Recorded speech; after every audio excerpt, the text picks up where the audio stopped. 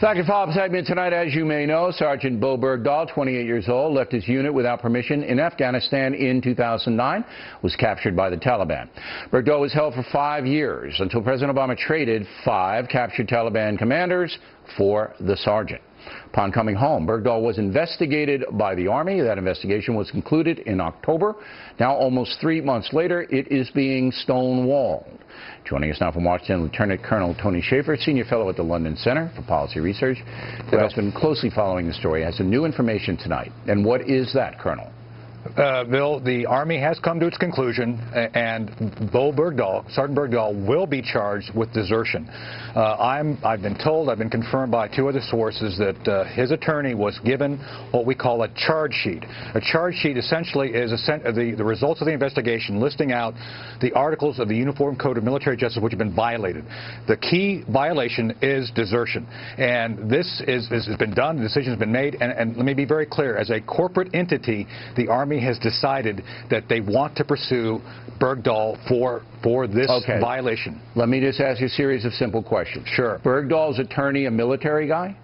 No, he's not. He's a civilian. He's a civilian guy.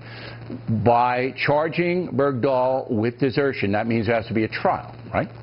The next, and this essentially is what the equivalent of a grand jury hearing is, which is what we call an Article 32. And yes, that is the procedure you must go through to go to the court-martial. So it'll be a military trial. All right, Bergdahl will have a military attorney, a civilian attorney if he wants. He'll come in. That's correct. He'll either plead guilty or not guilty to the desertion charge. That's correct. Now, we hear that the White House has been stonewalling this information, that they came to this conclusion a long time ago. Remember, there was a prior investigation before this latest one with the Army. And who in the White House is the point person to tell the Army not to release what you just told us? There's a huge battle going on at multiple levels, but the individual that I've been told, which is spearheading this in the effort to suppress it, is Ben Rhodes. Ben Rhodes has been essentially the liaison between the Pentagon and the White House on a number of key issues, to include a lot of the intelligence failures that you've seen. We've talked about right here regarding ISIS, regarding the Iraqi military.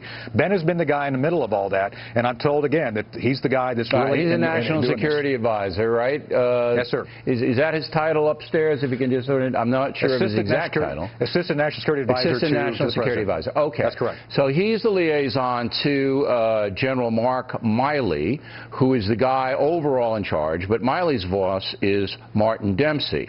That's correct. Who said on January 12th, there's Milley. Dempsey said that he expects the decision to be released soon. That was 2 weeks ago, and still no decision released. And you're saying, just want to be very clear, the White House wants it delayed. But what good does that do? Because sooner or later they have to put it out.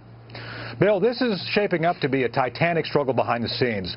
Believe me, the Army here wants to do the right thing.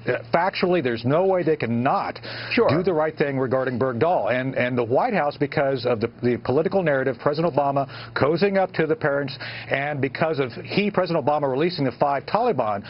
By the way, those 5 Taliban were never briefed to senior leadership of the Pentagon before it happened.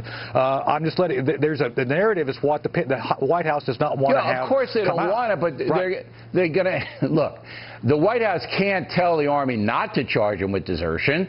All right, if what you say is true, they're going to charge him with desertion. He has been. He's been charged. All right, so they got it. So now, what good does it do for Ben Rhodes or anybody else to say, don't tell anybody? It's got to come out. They should just get it out and get it over with. Well, we're putting it out here, so hopefully this will start the process of getting the sunlight on the whole process. Bill, I'm told that this is, again, a huge battle behind the scenes. The White House wants this to go away. I understand from my Army sources, which are not nearly as good as yours, the Army and the Pentagon are furious because they see themselves looking bad, and it's not really their fault. No. Everybody in the Army has done what they needed to do according to their duty. That's correct. Yes, sir. All right, Colonel. We appreciate it very much.